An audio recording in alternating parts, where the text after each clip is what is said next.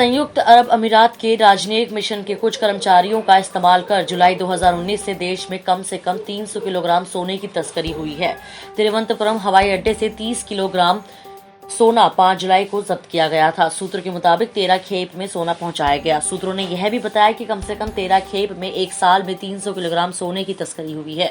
सारी खेप बिना जांच के पास हो गई। उनमें से कुछ खेप का वजन 70 किलोग्राम था। उन्होंने रविवार को कहा कि हम राज्य सरकार के विभागों द्वारा आयोजित कुछ कार्यक्रमों की जांच भी कर रहे हैं। वहीं इस संबंध में NIA ने 4 लोगों को गिरफ्तार किया है, जबकि सीमा शुल्क ने सोने की तस्करी के मामले में अब तक 13 लोगों को गिरफ्तार किया है। अधिकारी ने यह भी कहा कि जिन लोगों के नाम आरोपियों से पूछताछ के दौरान सामने आए हैं, उन्हें तलब किया जाएगा। वरिष्ठ कांग्रेस नेता रमेश चेन्नीथला ने रविवार को कहा कि सोने की तस्करी के सनसनीखेज मामले में मुख्यमंत्री कार्यालय की भूमिका की जांच होनी चाहिए।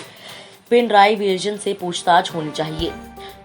चेन्नीथला ने कहा कि तस्करी के मामले में मुख्यमंत्री कार्यालय की भूमिका की जांच करने का समय आ गया है और अब मुख्यमंत्री से भी पूछताछ की जानी चाहिए।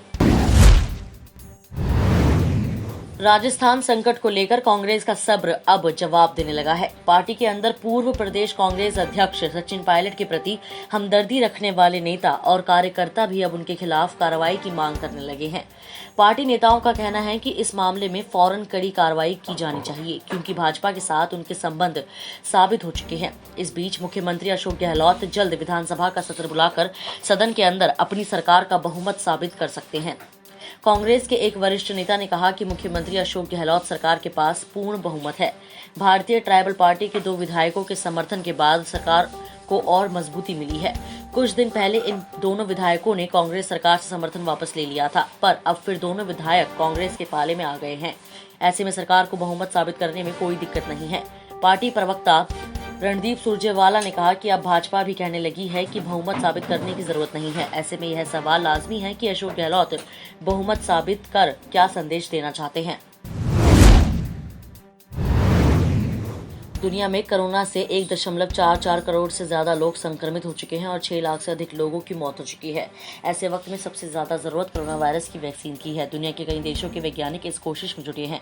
घरेलू फार्म कंपनियों की बात की जाए तो Bharat biotech, serum institute, Zydus Cadila, Panacea biotech, Indian immunologicals, Mynvax और बायोलॉजिकल कोविड-19 का टीका तैयार करने का प्रयास कर रही है। भारत की गिनती जेनेरिक दवाओं और वैक्सीन की दुनिया में सबसे बड़े मैन्युफैक्चरर्स में होती है।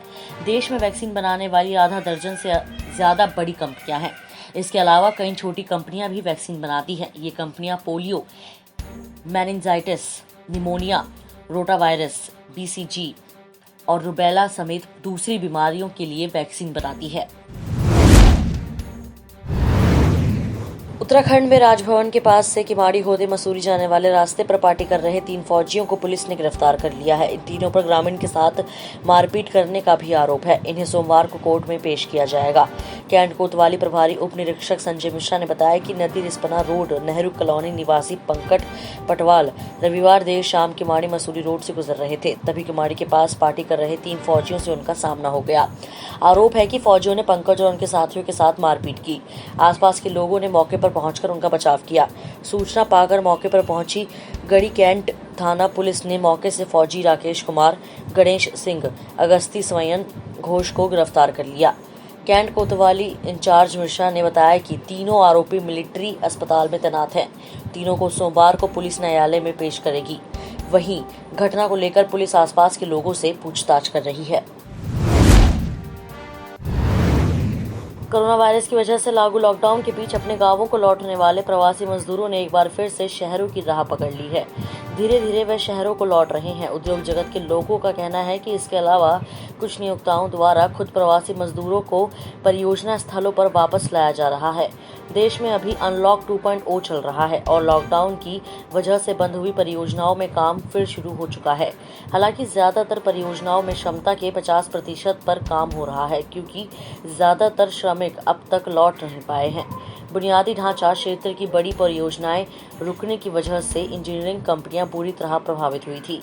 अब ये कंपनियां छत्तीसगढ़, उत्तर प्रदेश, बिहार, पश्चिम बंगाल, उड़ीसा, झारखंड, राजस्थान और गुजरात जैसे राज्यों से श्रमिकों को खुद वापस लाने की पहल कर रही है। इस वीडियो में इतना ही। मैं कोमल, पंजाब केसरी, दिल्ली से। अगर आपको हमारी ये खबर जानकारी पूर्ण लगे तो हमारे फेसबुक पेज punjabkesari.com को लाइक करें, और अगर आप हमारी ये वीडियो यूट्यूब पर देख रहे हैं तो हमारे चैनल punjabkesari.com को सब्सक्राइब करना ना भूलें।